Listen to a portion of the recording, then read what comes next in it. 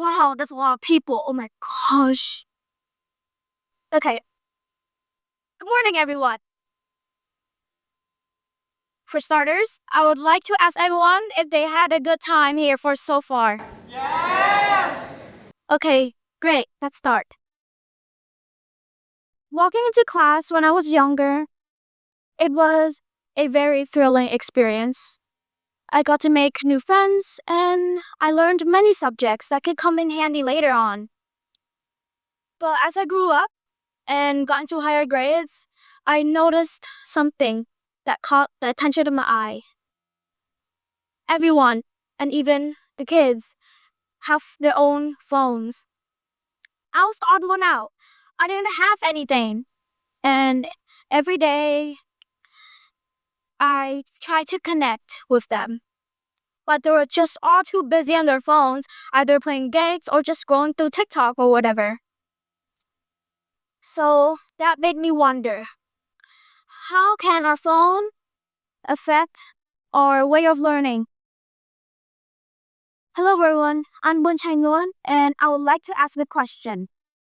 How many of you have checked your phone before you even got out of bed this morning? Thank you for participating. Today, I want to dive into something that affects us all. Our phones. What's the problem and how do we solve it? Let's explore the both awesome and not so awesome sides of being constantly connected all the time. Did you know that around Did you know that the average teenager actually spends 7 hours and 22 minutes on their phones every day? That's crazy to think about it. It's almost a full-time job. And guess what?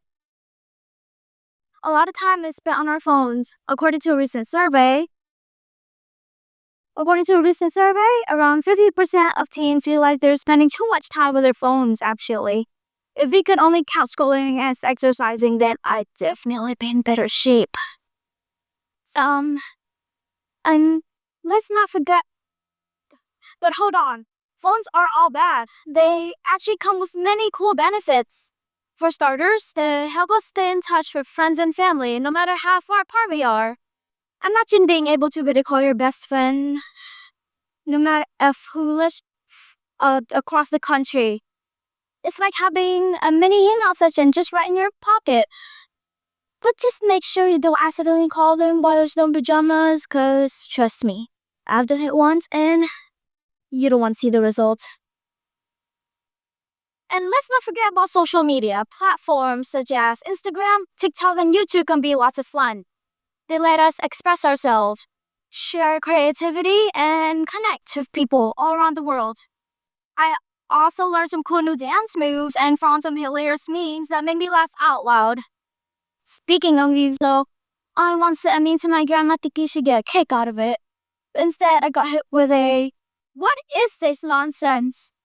Can you send me a video of my favorite cat instead?" Lesson learned. Stick with classics when dealing with grandma. And now here comes the not so fun part. With all this connectivity, could lead to a lack of face-to-face interactions. I've seen it happen. A group of friends planned a hangout day together, but when they all get there, they're just on their phone the whole time. Why bother planning it out step by step if you're just going to be on your phone the whole day? It's better for you to stay at home. I mean, I once went to a party and everyone was just bunched up in their own little corners, phones out and scrolling. It's like I was at a contest, a who could ignore each other the best contest. And there's also the risk of cyberbullying, which can happen way too easily online. I once read a story about a girl who got bullied through text and social media. It made her feel very lonely. Problems like these could cause depression or anger, isolation from the community. Even though she was surrounded by hordes and hordes of people, it still made her feel not special, non-existent in a way in her mind. This story actually taught me the importance of how our online actions can actually hurt someone in such a drastic way. So, with that going, I've also made up a word that I use to describe something. It's a made up word I made and I pronounce it in distant Chhaynguon, or a type of pain memorial addiction. Basically means, for example, you decided to take a break from your phone after using it for hours and hours or even more. But just a minute later, you have the urge to use it again. It's like the more time we spend isolating ourselves from our phone, the more feeling we have to just check it for any messages or just emails that you got sent from the text, or just your friends, or just, important words from school that you got conditioned into a competition or whatever. So, how do you find a balance? It's actually pretty simple. It's all about moderation. We need to be aware of how much time we're spending on our phones every day and make sure we're not missing on any real life experiences. Try using apps that track your screen time. It's eye-opening to actually see how much time you spend on your phones every day. My friend Kyle realized to spend over 10 hours a week alone on social media. And when he saw that, he now sets a time limit and uses that time to play basketball, which he loved, by the way. I could never beat him. Who knew that running around could be more fun than scrolling through endless cat videos, am I right? And maybe set aside certain hours where everyone puts their phone away, like during meals or hanging out with friends. I remember one time at family dinner, my parents asked everyone to put their phones away in a basket and store it outside the fridge where no one could reach. It felt very weird at first, but we slowly adapted to the environment. We ended up having so many conversations, either this or that, and laughing out so much. We even played a game called Who Can Make the Best of His Face?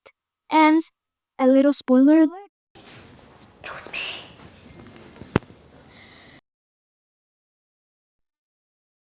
Spend some time outdoors, whether it's going out for a walk, playing sports, or just hanging out in the park. These are a great way to take break from screens. Last summer, I joined our school soccer team, and I ended up having so much fun, like no lie. I enjoyed the fresh air and exercising a lot. Instead of staying indoors and scrolling to TikTok, I was outside enjoying making new friends and scoring goals. Plus, I even got a chance to show my amazing soccer skill, and by which I mean running around tripping over the ball, follow face first into the grass. I don't want to experience that again. Please do not do this. So let's discuss this topic with your friends and family, everybody. The more we discuss about our habits every day, the more we can help each other find a balance between the digital world and reality. I started a group chat with my friends. We discussed all of our phone habits. We even challenged each other to take breaks once in a while. It's cool to know we're all in this together, everybody. Plus, it's nice having a backup when you need someone to remind you that the world exists outside of Instagram. So, to wrap it up, we need to know how to use our phones wisely. Yes, I know. They could bring many beneficial perks to your hands, such as staying connected with friends and family, or just having tons and tons of information at your fingertips. But they also come with many serious downsides, such as distractions or cyberbullying. You never know what's going to happen online, so you have to be careful. And by knowing the meaning of responsible in phone use can be very important. By responsible, you need to take the most of our advantages and use the most of our time doing stuff that can help us. Don't waste your time on like games or YouTube or TikTok. Try finishing your work, assignments, or homework set by your boss or teacher before you have any fun. That's a great way to finish your assignments or just pages of homework before you get to play. It's a very nice experience. And schools can also play a big role in this. They teach us something called digital citizenship, which basically means learning how to behave online. For example, the program teaches us how to be kind to others, how to spot cyberbullying, how to stand up against it, for example. It could really teach us how to behave online, and it could also change the way we act outside too. Doing this is a great way to socialize with the environment around you and your community. This way we can enjoy everything life has to offer while staying connected.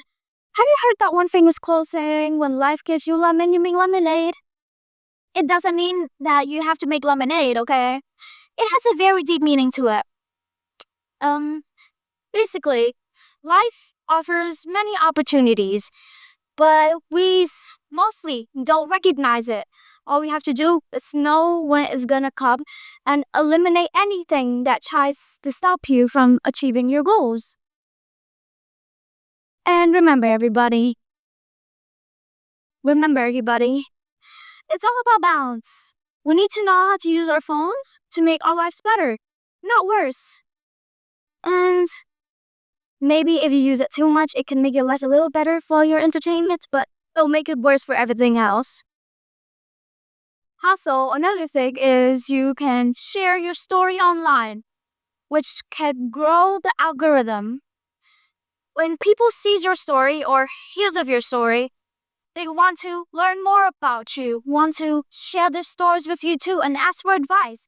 And when you need help too, they'll come in your aid when you need it the most.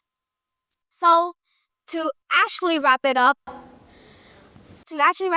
our phones could be a good tool, but could also be a bad tool, depending on how you use it.